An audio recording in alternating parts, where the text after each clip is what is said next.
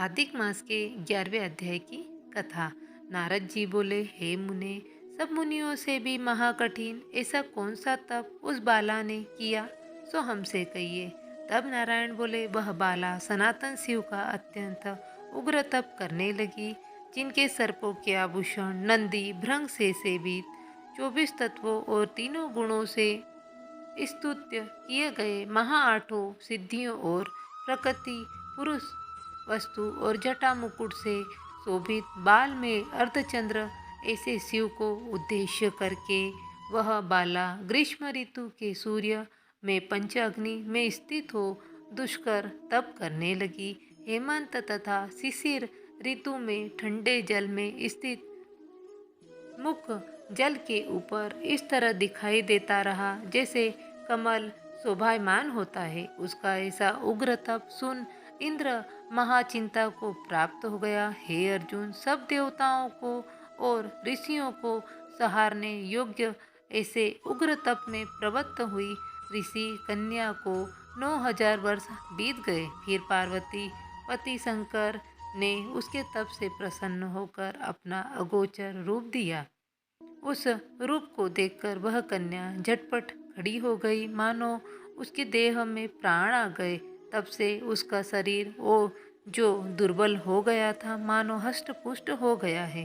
उस बाला ने नम्र होकर श्री शंकर भगवान को प्रणाम किया। विश्व वंदित श्री शिव का मान सोपचार से पूजन किया और उनकी स्तुति करने लगी। हे राजन, जब उस मेधावी ऋषि की तपस्विनी पुत्री शंकर जी की स्तुति कर शांत हो गई, तब महाउग्र तब से उसका किया हुआ स्तोत्र सुन प्रसन्न सदाशिव बोले, हे तपस्विनी, तेरा कल्याण हो, मन वांछित वर मांग। महा आनंद में मग्न बाला ऐसा सुन प्रसन्न हुए शिव जी से यह वचन बोली, हे दीनानाथ, यदि आप हम पर प्रसन्न हो तो हमें पति दीजिए। ऐसा वह 5 बार कहकर शांत हो गई।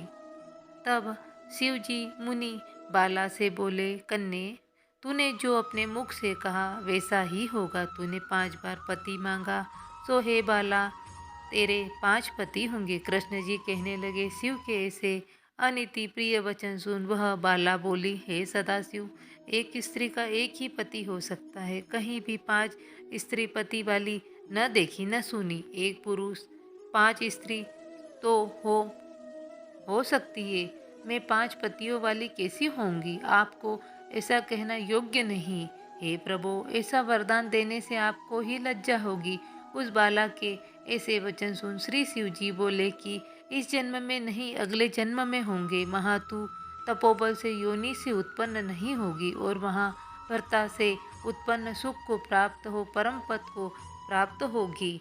दुर्वासा मेरा ही रूप है, तूने उनका तिरस्कार किया। यदि दुर्वासा कोपायमान हो जाए तो तीनों लोकों को जला देवे।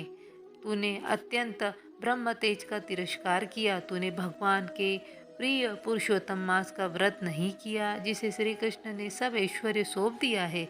हे बाले, मैं ब्रह्मादिक देवता और नारदिक तपस्वी जिन भगवान की आज्ञा नहीं टाल सकते, तूने उसे नहीं पूजा और अनादर किया, इसलिए तेरे 5 पति होंगे। हे बाले, जो पुरुषोत्तम मास की निंदा करता है वह घोर नरक में जाता है।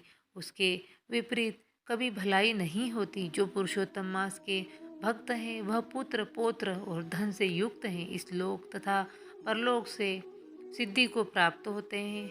हम सब देवता भी पुरुषोत्तम की सेवा करते हैं। इस तरह कह महादेव अंतर्ध्यान हो गए। तब वह बाला चकित रह गई। सूत जी बोले, हे ऋषियों, सदाशिव के अंतर्ध्यान होने से वह बाला भी चिंतित हो गई।